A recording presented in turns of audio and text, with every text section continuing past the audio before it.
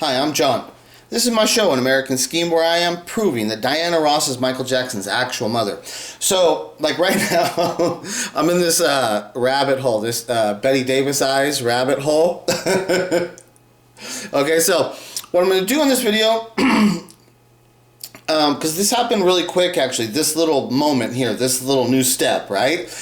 Into getting me looking at the song Bette Davis Eyes, okay? And so what I'm going to show you here is like, remember back in school when they would say show your work? It would be usually on math and stuff, and you'd have to actually show your work, right? So I want to show you that this is how my investigation happens, okay? I'm going to show you the work. This is actually exactly, I'm going to tell you, is basically, there's always, and the other thing is there's always way more information than what I can put in a video. It's like, even right now, I've got so much pulled up, I'm like, oh, am I going to be able to even get through this? So let's get into it. Let's go ahead and get, because I got a lot here and stuff, right? Okay, so,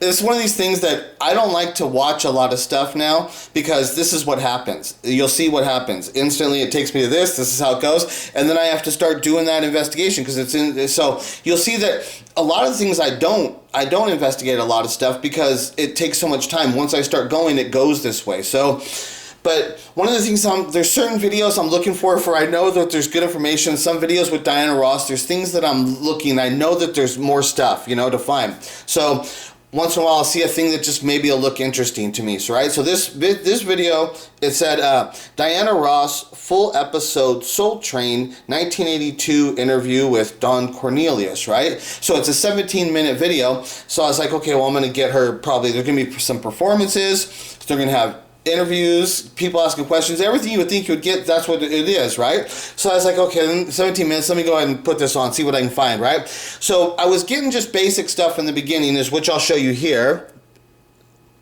Well, we'll hear a song from your new album later in the show, which I understand you wrote yourself, right? Well, this is really new for me. I've been trying to write songs for years. I came up with a concept for this song. It's called Work That Body, because I noticed that, like all the beautiful bodies here in the room, all the young people, you have to work on it. You have to keep it together and exercise and yours. Okay, so really, the thing was, on this part, the first little snippet thing that is that he's saying, okay, so he says to her, okay, you wrote a song that's on your new album, a song that you actually wrote, okay? And then the part that I was interested in is that she says, yeah, I've been trying to write songs for years. Okay, and so this is a part about what Diana is like. There's some little weird thing that I think that she is inspired. There's songs that are like so intricately, like so close to the story. It's like, did she alter them a little bit, or did she actually help inspire the writers to write some of those songs? Which is songs like the Missing You song, and Love Child, and then this ends up finding this one. We're going to move to Endless Love, which is where this ends up going. This kind of song, right? Which is Lionel Richie wrote it, because I'm going to get into that. But that kind of thing, right? And where she's there, but it's she didn't actually write the song. But there's this other thing. So that's this little piece here is that I've been saying is like, I don't know, there's this other thing that I see that Diana does, because I know that she really did it a lot in the movie, the Double Platinum movie that I talk about a lot, that she didn't write that script. That's not her like screenplay, but she was a producer, an executive producer on that, and she's Diana Ross, and that was like her last made-for-TV, like I think it was a made-for-TV film. Like I don't think they were actually, it's like one of those things, was it actually considered a made-for-TV film, or did it just not make the big screens? I think it was a made-for-TV film. I'd have to technically look at that, but just giving an idea of that means it's a little lower budget. That's basically what it means and shit, right? So, but she had done that movie, and that's what I thought, is that she would have had a lot of leeway to change up little things here and there, and that's what I think she did, and her little influencing, of being able to influence things. And there's stuff like that is what I've always thought. I've seen that it looks like she's doing some of that stuff, right? So that's when she had said in that little piece there that she's always been trying to write songs, right? But she's not Smokey Robinson. She is not. And she's not Michael Jackson. Michael Jackson is a real songwriter, became very accomplished. And see, this is like, too, this is 1982. It's the timing of like where she's saying this, because you're getting right to when Thriller's about to explode and Michael's stuff. So like he's writing all that stuff. He's deep into the songwriting process of coming from the Off the Wall, where he didn't really write a lot of stuff, but now he's writing. He's like So there's all the integral things and all the experiences of what Michael Jackson is encountering and experiencing in his life. That's why the parts of what I want to show my work is I always try and show what a bigger picture of. I'm trying to show you the environment of which Michael Jackson, what he was experiencing, and this is what helped develop all of the things of what we got from Michael Jackson. So there was, okay, that little part, let me skip up here.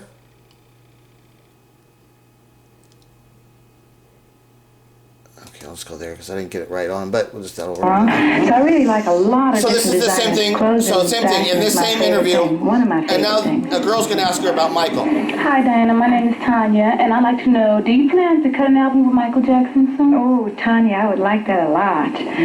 Michael and I, been friends since he was really little kid, and he's doing such extraordinary things writing. Right now he's doing an album or writing a song with Paul McCartney. And he's supposed to be coming in town soon, and I would like that. I'm going to try to see if we can work something out.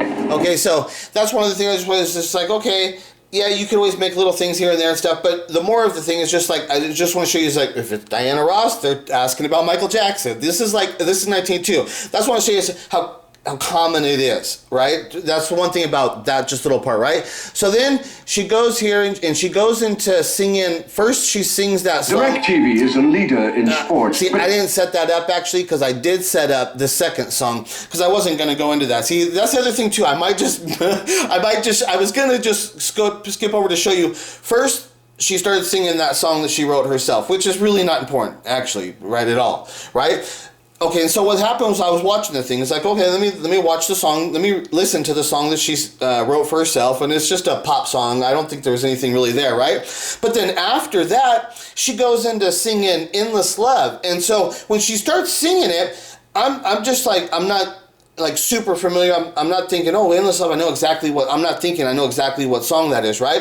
But so then she starts singing it, and it's like, okay, well, I know this song, but something sounds wrong. And so I didn't know exactly what it was, so now I'm just listening to it. And so as I'm listening to it, instantly, it's like, here's the thing. It starts sounding like this is a song Diana is singing about Smokey, right? Her first love, right? And so that's when it's like, I start listening to it, and then it's like, then I'll show you what happened next and shit, right? So let's get into this.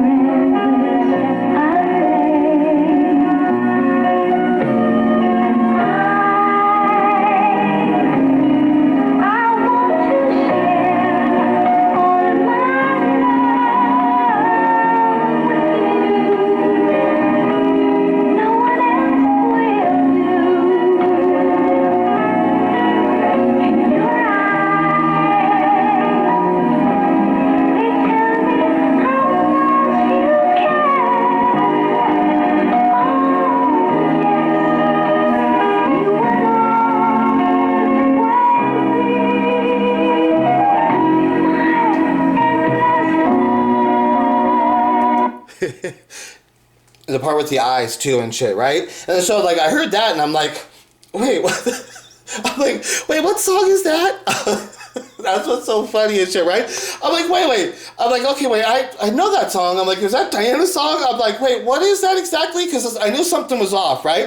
It's like, okay, I know this, but when she's singing it by herself, I don't think I've seen her do that. I don't think I've seen it that way, right? I think that's what kind of threw me off and shit. I've never seen her solo, and I think she recorded it as a solo artist on this thing too and stuff. And then there's always more to this stuff, this story, which is so funny and stuff, right? So I'm like, okay, but then when I'm hearing it, I'm like, oh boy, that sounds like her singing to Smokey because she's my first love, right? And that's what she says. She says Smokey Robinson was my first love. I really loved him. So when the first love, it's like, well, that is Smokey. There is no mistaking in her story with the Michael stuff of what I'm telling, right? So when I hear like stuff like that, it's like, oh, it just sounds so much. It sounds like the Missing You kind of thing, where it's supposed to be about the Marvin Gaye, but when you hear her singing it with Smokey, it takes on a whole new element of what the song's actually about. But like I said, she didn't write the song and stuff, but I'm thinking, well, she's close. So I'm like, well, who is this song? I'm like, what is this, right? Exactly. So then I go to Endless Love. And so now we're at the Wikipedia for Endless Love, and so then it's like, oh, it's a duet with Diana and Lionel Richie, right? And then so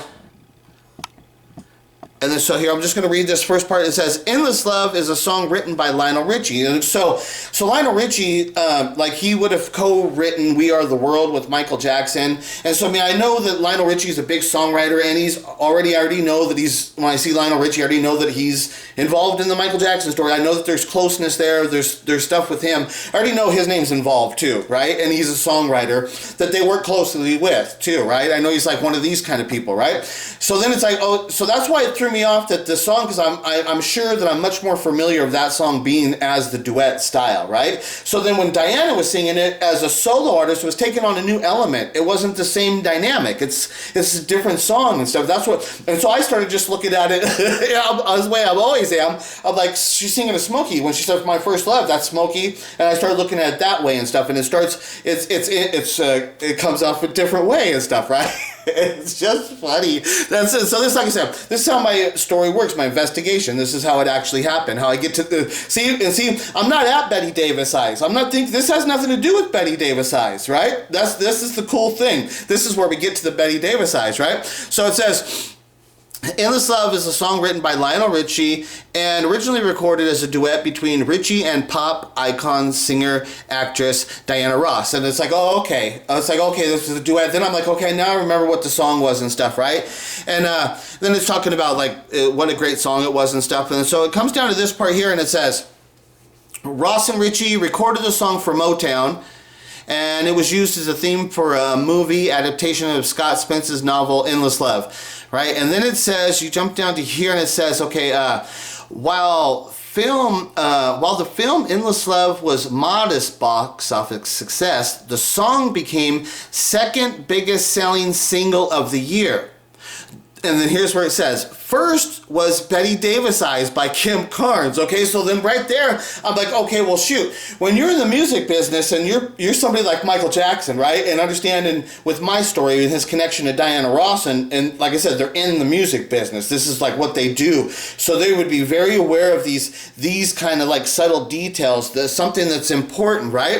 Is that, so the song became the second biggest selling single of the year. It was Endless Love by Diana Ross and Lionel Richie. That song was the second. So the number one song, though, the biggest selling single of that year, was Bette Davis Eyes by Kim Carnes, you know? So that's, right before the Thriller album comes out, because I'm sure that probably next few years, Michael's like owning all those records and stuff, probably if you go look and stuff, right? That's probably, and see, that's what I'm saying. You're right on the verge of we're getting up to like the Thriller's about to come. So Michael is like in that development stages of using all these inspirations of making that record, those final last touches and the creation.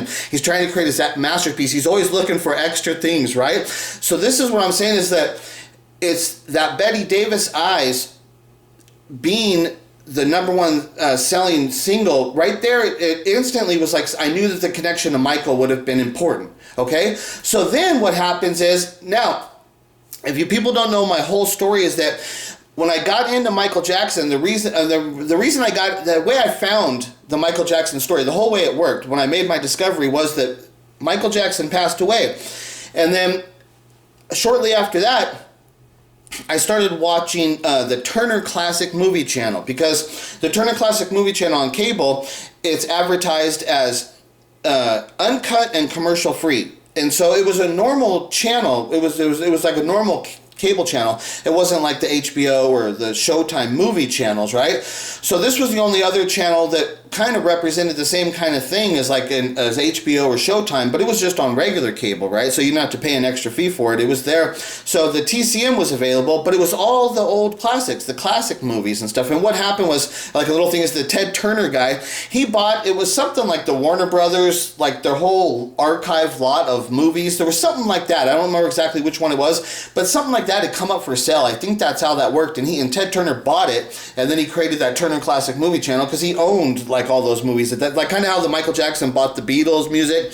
You know how they buy that stuff. So that's how that Turner Classic Movie Channel. There's just a little background story on that thing. So, anyways, and actually, just I have to mention, because it popped in my head, the first movie, from what I understand, the first movie on Turner Classic Movie channels was, I can't believe it, it's the Scarlet, the movie, the Gone with the Wind, right? Because that's like super classic, right? And I do believe that was the first movie that aired on Turner Classic Movies, and I think that the Oscar, that's the one that Michael Jackson had right now that I think is missing.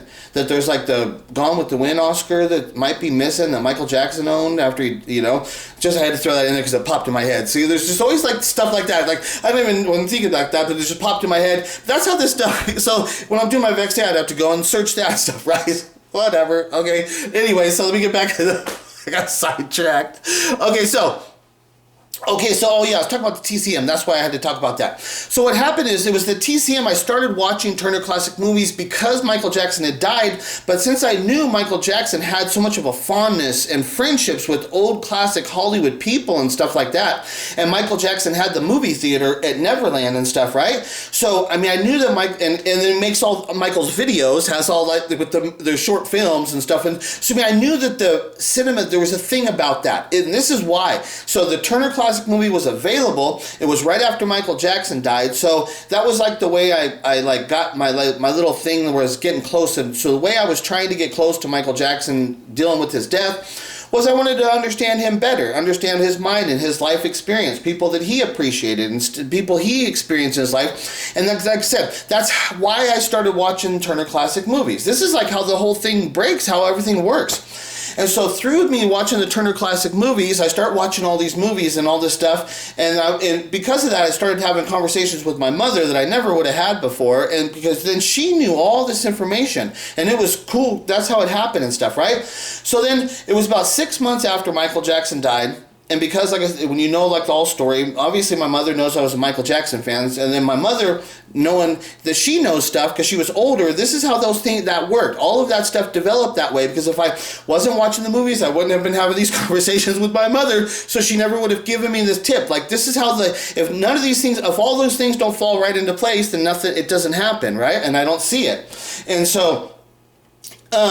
Then my mom tells me, hey, there's a movie coming on tonight on the TCM. She says, Lady Sings the Blues. She says, with Diana Ross. And so you understand that she knew that there was a connection that I would be interested in. She had seen the movie. She knew it was good. And she knew me. I'm a stoner and stuff, and I like movies like that. So she knew that would be a movie that because when you know the movie, she was about junkies and all this stuff. So there's a lot of stuff. So she knew that it was an interesting movie for me to watch and shit, right? And then so luckily I watched it because I might not have watched it. She recommended it and told me to watch it, but then it was like, yeah. But then it's like I remember coming and I turned it was there and all right, let me watch it. So I watched the movie. And so if I don't watch that movie that night, I don't have the thing where I'm watching that movie and Diana Ross, I'm watching her, but then I started seeing Michael Jackson. That's how it got me to ask the question, could Diana Ross be Michael Jackson's mother? Like I said, that's like 6 months after Michael died, and look where we're at now. And then the investigation is still evolving continuously, right? And this is how it works, continuously working this way, right? It was because of my interest in the movies and all that stuff. That's how it got me to see The Lady Sings the Blues, how much Michael looked like Diana, which ends up turning out that Diana's playing the character of Billie Holiday, and it's spelled the right way, the Billie Jean. And that's the time of where Diana's filming that movie, because it says, like the first line of the movie, she was more like a beauty queen from a movie scene. Because Michael had known Diana Ross as the singer of the Supremes, but at the time that Diana tells Michael that she's his real mother, which is when she's filming Lady Sings the Blues, that's what the song Billie Jean's actually about. Okay, so like I said, it's like this is what happens with these videos. I always feel like I've got to explain more and more and stuff. It's hard to get through them and stuff, right? So, but because I had to explain how big that it is, the name Bette Davis is bigger than what you people think. When I saw it, I want you to understand that this is why the name Bette Davis, to me, when it was big. This is why it was big, because it's all this connection with the movie and the classic Hollywood. Okay, so through me, when I'm watching the old movies, one of the people they're always going to talk about Bette Davis. She's a big actress. She's one of these real big legendary actresses in Hollywood, right? And so I would go watch the movies, and sometimes it's like you got different actresses. Like there's like a perfect example, like a Marilyn Monroe, right? So you would never consider like Marilyn Monroe to be like a Bette Davis and shit, right? Bette Davis would be like the bomb, the shit, the real class of the league, the best, she's the best of the best. She was the shit, right? And then you'd have like the dumb, ditzy, blonde Marilyn Monroe. But I actually enjoyed Marilyn Monroe. I think she actually was a pretty... When people would dog on her and stuff, it's like, no, some of her stuff's pretty good and stuff, actually. And she does her roles. That character she played it really well and shit, right? She's good at it. And they make movies that fit for her and worked. And I like some of her. I like some movies and shit, right? But anyways, get back to Bette Davis. But Bette Davis was clearly like one of the class of the class. She was like one of the really good... and I was familiar with the song Bette Davis Eyes, but still, at this time and stuff and all this stuff, I just recently come upon the term the Sanpaku Eyes, so I didn't know about that Sanpaku, that there was this other name for it and stuff, and what it actually means. And then when I go back and I look at the film and I say, oh, it gives like a mysterious look and stuff, and you can see why. And then I understood more that it's like, well, those Sanpaku eyes, that's why they would use those eyes in film. And Michael and Diana and the things, there's also a look to it that I started seeing, since I've been looking for it in Michael and Diana, I can see it in a lot of the stars. I've been seeing the Sanpaku, and I understand, it's got that mysterious look. And I understand that, that Sanpaku thing's a thing in Hollywood, actually. I understood a lot more of it, right? So that's what I'm saying. Like all these inspirations, like Bette Davis, I was a big fan of Bette Davis and stuff, right? I'm familiar with the name Bette Davis Eyes. I'm like all these things and stuff. So when I came across this, so then when I saw the name Bette Davis Eyes here, right there connected to Diana Ross, that it was the #1 song, right? So instantly I'm thinking Bette Davis Eyes. And then that's what got me, so like I said, this is what got me to say, oh, wait. Well, what are Bette Davis eyes? Is it that Sanpaku eyes? So in my head, I'm thinking, right off the bat, I'm thinking, is it Sanpaku eyes? Is that what Bette Davis eyes actually means? And so I pull up at Bette Davis, and it's like, it's Sanpaku. It's the eyes with the white underneath, and it gives that mysterious look, right? So I'm like, oh, Bette Davis eyes. And then so that's what got me to ask the question, well, what are actually Bette Davis eyes? And so like I said, I've been doing all this stuff with the Sanpaku, and then with the film history and the Michael Jackson, because also the Bette Davis, right? So Michael Jackson having the connection to the film history, so that stood out to me, like all of this stuff. But I have, in my whole life and stuff, like I'm familiar with Bette Davis. Like I said, I know Bette Davis, right? I know the song Bette Davis Eyes, but I didn't know that Bette Davis Eyes actually meant Sanpaku Eyes, right? I didn't actually know that, right? And so then I just looked, so when I saw that, I'm like, oh, Bette Davis Eyes. So I go look at it, it's like, oh, Bette Davis Eyes, Sanpaku Eyes and shit, right? So I'm like, oh, damn, right? So now I'm on this Bette Davis Eyes kick. And that takes me down the Bette Davis Eyes, it takes me down the rabbit hole for Bette Davis Eyes. And so this is stuff that you start coming upon. Okay, so this is the song Bette Davis Eyes. So this actually, you see like how I'm developing as I go and stuff. So as I started pulling up the pieces for this video, this little part stuck out to me this just stuck out to me. So that's what I'm saying. I pulled this up, but this wasn't actually what I was looking for. I'm looking for the next part, and but this was the part when I saw this. I'm like, oh, look at that. That's interesting. So let me show you this. Turn music on. You won't have to think twice. She's pure as New York snow. She got Betty Day. Okay, so now. When I go to the song and stuff, now I know what Bette Davis Eyes, and I know that's Sanpaku Eyes, and I know that Michael and Diana have the Sanpaku Eyes. So when I even first go to the song and I start hearing the song, instantly the song is interesting, like I said. But this part, I just came back to this part and focused on this part. So it says, she'll turn her music on you, right? Because so that's like with the Diana and the Michael story. So what it is I'm looking at it from the eyes of like Michael, think how inspiration. This song was a big hit at the time, and Michael is listening to music, and like I said, this was the #1 selling song of that year over the Diana Ross and Lionel Richie Endless Love song, right? So that's what I'm saying is that it's safe to say that Michael would have been very familiar with this song. So that's why I start going, I'm like thinking, okay, Michael would have known this song. And then so now I'm listening to the song and stuff, and so this is like this part that just stood out to me on this thing is that it says, she'll turn her music on you. You won't have to think twice, okay? And that's what I'm saying in the Billie Jean. There's this stuff with the Billie Jean. It's like, just remember to always think twice, right? And that's like these little subtle connections, what you'll find. It's one of these things that it very easily could be me overthinking. And I'm not even saying that it can't be. But what I want to point out on that one is like, look at, here is a word, the think twice, just as what you'll find in Billie Jean. And what we're talking is these connections about Michael trying to link up to show you people that Diana is his mother, that she is Billie Jean. He's been explaining all of this stuff, right? He's been putting it in there. And one of these other things that, there's a person on when I do my sports page, this person, Flippin' Steve, he had mentioned that my story was similar to the Paul McCartney is dead story, right? And remember how it just showed in that Diana interview, she was saying, yeah, Michael's actually working with Paul McCartney right now. So that's what I'm saying, how this stuff works and show you how they're connected. So what I'm saying about that is that it shows that Michael would have been very aware of like the Paul McCartney's dead story, and he would have been understood that they put these messages in the records and all of that stuff. And Michael is a historian, and Michael would have been exposed to all kinds of things like that. So what I'm saying is Michael did it.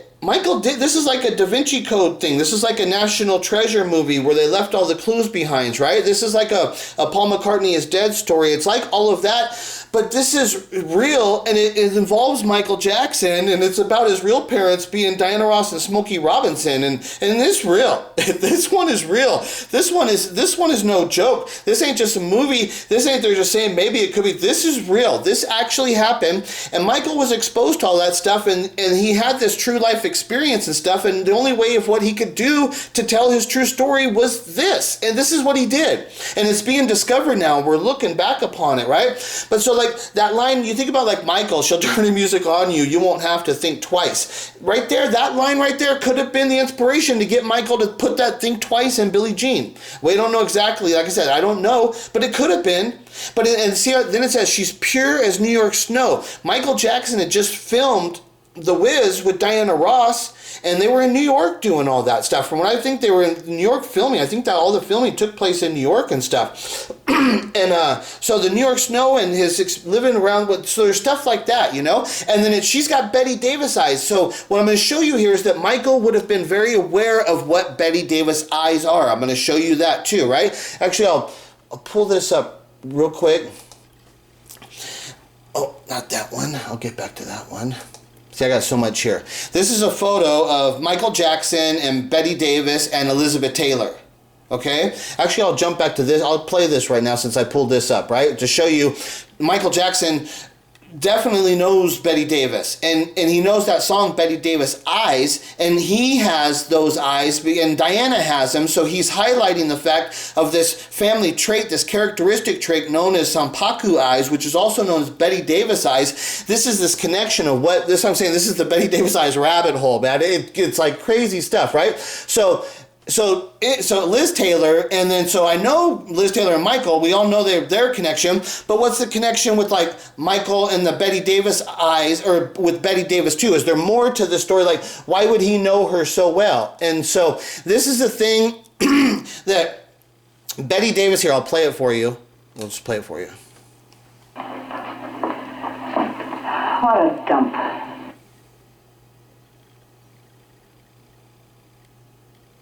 What a dump! What a Definitely. dump. You like saying... Oh, now you have robbed me of my first laugh. Oh, I think... I was going to say that to the audience. I will right now. Please do. I will look all around smoke a cigarette. What a dump. Okay, so what it turns out is that Bette Davis said that, what a dump, and that she just said it just kind of casually in a movie, what a dump. And then the director, inspired by her saying what a dump, used Liz Taylor in another movie and really like dramatized it. What a dump, right? She like really over dramatized it, and then that became a thing like in Hollywood where Bette Davis would be saying what a dump. It became a line for her, right? And then that's what I'm showing you here. That's what she's saying, the what a dump thing. So the what a dump line became a line. It became a thing, one of those big lines that become known. And it was connected directly to Elizabeth Taylor. So that's why this picture showing you that Michael with Elizabeth Taylor and Bette Davis, that Michael definitely had to know about that what a dump. That's the kind of thing that him and Liz would have joked about, right? And that's directly connected to Bette Davis. Then there was that song, Bette Davis Eyes, and this would have been after that, after the Bette Davis Eyes. She looks old and stuff here, right? So it's around that time. And so as I'm saying, you can see the connections and stuff, right? Between Michael, Bette Davis, she knows the person, he's familiar with the eyes, he would understand what the actual eyes are because he's got them, and his mother has them and stuff too, right? The Bette Davis eyes. So then, okay, so we're in the song here. So I wanted to go up to this other part of the song here. Let me go up, there's one other part here I want to show you. See, I got a lot of this stuff to try and get that. We're almost through. We're getting through here. Okay, so we're going to play this part of the song here.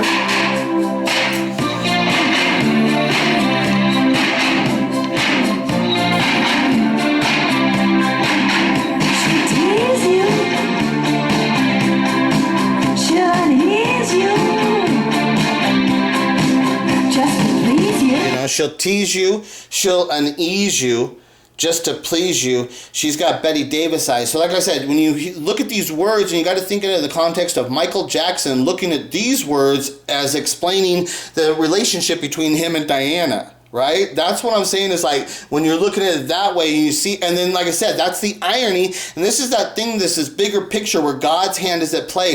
And it's like when people want to talk about, if you say, well, God writes this stuff and God inspires me, but it's like this, it's because these little things happen and these little things inspire things, and that's the bigger picture of, that's what I'm saying is that the Bette Davis eyes, because he had nothing to do with writing that song, but look at what happened. That song comes out and it's right above the Diana thing, right before we get into the Michael coming about where he's writing the Thriller and all of that stuff, right? And that's like that's what I'm trying to explain to the bigger picture when he says like, well, God writes it or I'm the inspirer. It's all of these things, these inspirations that Michael goes through, and you gotta see through his eyes, looking at the context of his life experience. That's how we get all this stuff, how it all develops, right? Okay, so the next line though here. She's got Bette Davis eyes. She'll expose you when she snows you. She knows ya. Okay, she'll expose you when she snows you. She knows you. She's got Bette Davis eyes. Her eyes know you. This is what I'm saying with the Michael and Diana. I think this is a big part too where he really understood that the eyes was the way to link in him to Diana. That this is a part where he really understood that the emphasizing of the Sanpaku eyes and then with him and Diana showing their eyes together and then highlighting, I didn't pull it up, but in the Billie Jean, when it says, she showed a photo of my baby cries and eyes were like mine. That's another thing I was not perfect on. I would have wanted to have that here to pull it up for you and stuff, but I forgot. But anyways, you all know that part of stuff, right? And the eyes were like mine. And that's why I keep saying it's like the eyes were like mine, the Sanpaku eyes and stuff, right? And then that's what like I'm saying is that this kind of thing is like an inspiration of really understanding that the eyes, the exposing of the eyes and stuff, and the eyes was the connection to him and Diana that was the physical trait, the characteristic that couldn't be overlooked. It's the eyes, the gateway to the soul. And then it's the Bette Davis eyes, right? So that's what I'm showing you in these words. She'll expose you. It's her with her eyes, right? She knows you. It's her eyes know you because they're the same. Him and Diana have the same eyes. It's her eyes that are going to expose them, right? She got Bette Davis eyes, the Sanpaku eyes. That's what I'm saying. The words of this song became really like, whoa, and I'm seeing how Michael experiencing it, right? And so I'm wondering, it's like, well, what's with Michael and let me get back to that part there. So then, like the James, I'm telling the guy James that is the one that works with me with the story. And the thing about him that's so good is so funny because, you know, when I tell a lot of people, they instantly come with the no. And so James is like the complete opposite. He's like, yeah. And then he's like, here. And he throws a whole bunch of stuff on top of it too, right? And so I'm like, okay, now I got to deal with all this stuff too. And it's just funny. But it's just somebody to bounce stuff off of. And so he instantly comes back with stuff. And so then I think he came back really quick and he told me, Kim Carnes is in We Are the World, right? Because, you know, he would know the story. He knows the We Are the World stuff is a big part of the stuff. And so he tells me Kim Carnes is in We Are the World, right? So this is the part where Kim Carnes is about to sing, and you'll see that that's the Michael part. And what's funny, because he's got glasses on some parts of the thing and some he doesn't. But it's just kind of funny that some parts he does. It's like, is he hiding his eyes from Kim Carnes because he doesn't want to expose him and Diana together? They got the same eyes because they're all right there too. Because it's funny because with her being, you would think it's like, is he feeling a little nervous because he's like, oh shit, she knows exactly the Betty Davis eyes, but he wants her there, and so. But he doesn't want her to see about him and Diana having the same eyes. He doesn't want her to make that connection. So some of that, when I saw the sunglasses, that's a little thought that popped in my head, which I don't think it's any part of it stuff. Okay, so Kim Carnes is going to be the other woman. It's going to be Huey Lewis and then Cyndi Lauper, and the other woman that's in this little part is Kim Carnes, okay? Which is the singer of Betty Davis Eyes, okay? Here we go.